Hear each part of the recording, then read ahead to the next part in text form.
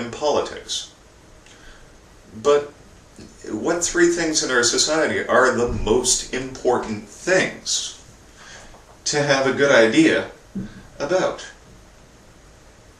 Well, the fundamental nature of the universe, religion.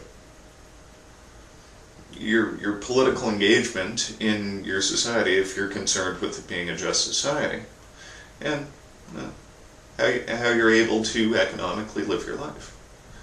Right? So Socrates, what he saw in Athens, wasn't so much a free intellectual society. It was one that was more or less a popularity contest. He's at trial in the Apology because people don't like him. Right? But what he wants to point out to the Athenians is that he provides a very valuable social function. What he sees himself like is a gadfly, and a gadfly, if you Google it or check it out or look it up in a dictionary, is this little gnat that sort of burrows into the backside of a horse. It doesn't sound very nice. Right?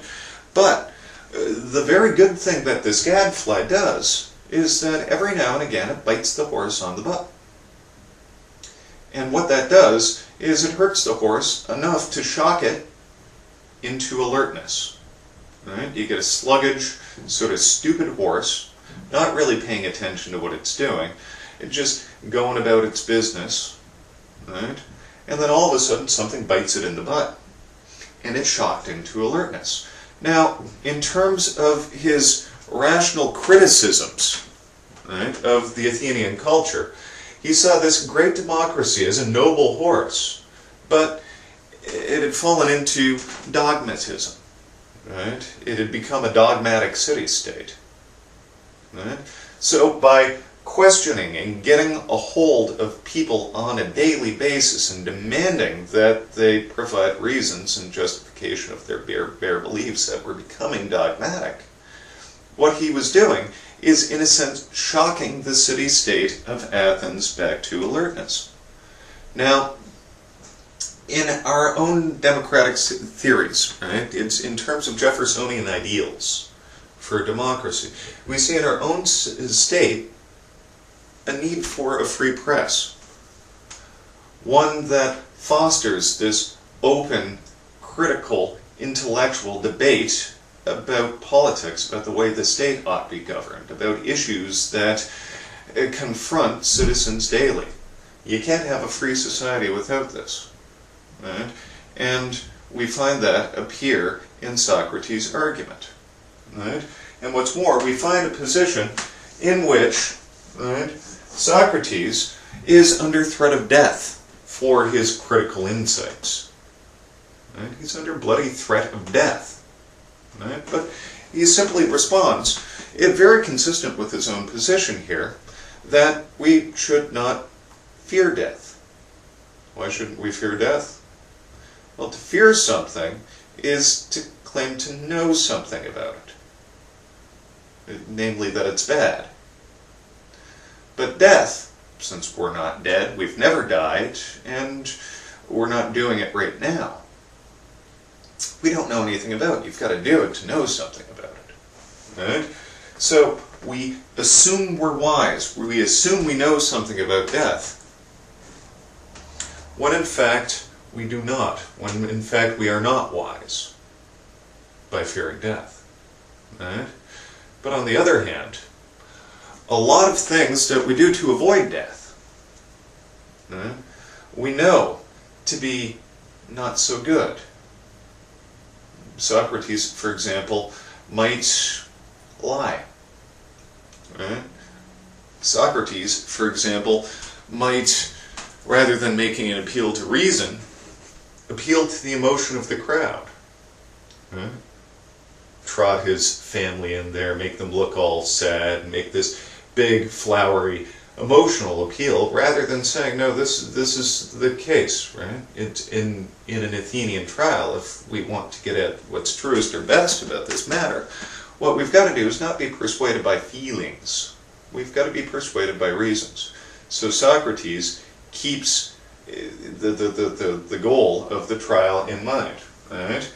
He should only present reasons in his defense. Now, this doesn't go too well for him. Right? After he's issued his defense, he's shown that he wasn't guilty of the charges that Mitlus and his cronies brought against him. Right? Well, there was a vote, and he was found guilty of corrupting the youth and not believing in the gods of the state. I want you to just ask yourself, did he corrupt the youth? Did he believe in the gods of the state? It seemed fairly reasonable that we should say that he defeated these charges. Was he guilty of these charges? No. He was not guilty of these charges. But he was found guilty of them. Right? So, by his own moral theory, this critical, rational authenticity, this critical honesty that he is demanding of himself and the other Athenians, what they've done is failed to live up to it. Right? He was brought up on these charges, corrupting the youth and not believing in the gods of the state. Was he guilty of them? No. But he was convicted of them, and in fact, Mitlus and his cronies suggested the death sentence for it. Is that a just society? Well, Socrates then gets to respond and suggest another charge, another sanction for his action.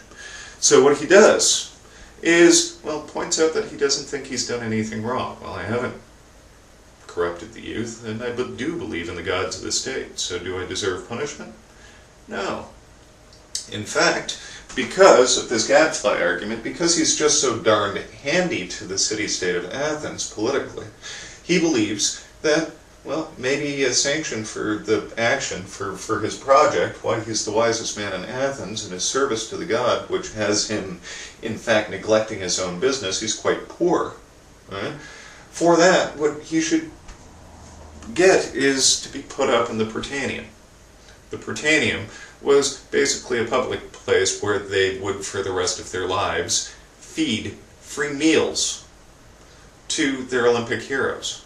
He considered himself one of the political heroes of Athens. Right? So he thought he should get free meals at the Prytaneum.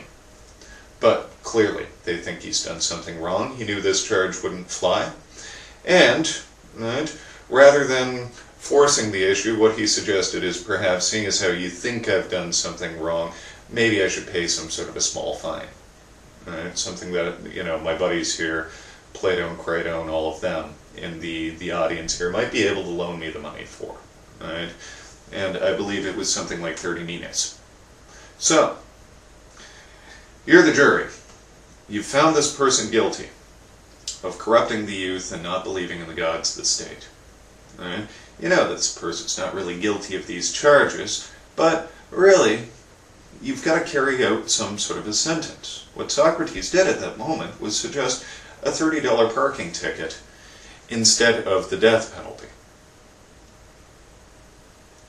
Parking ticket, death penalty.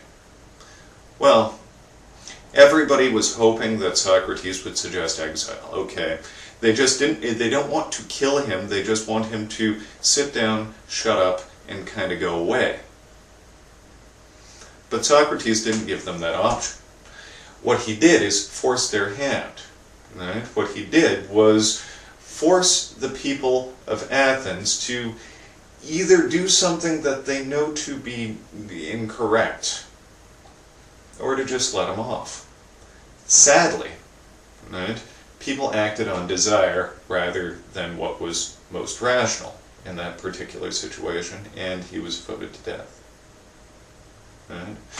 So, in the Apology, we see sort of a failed defense, right? But we see a moral position. In the absence of a big T truth come out, we see a political element to this moral position, talking about the needs of a democratic state, right?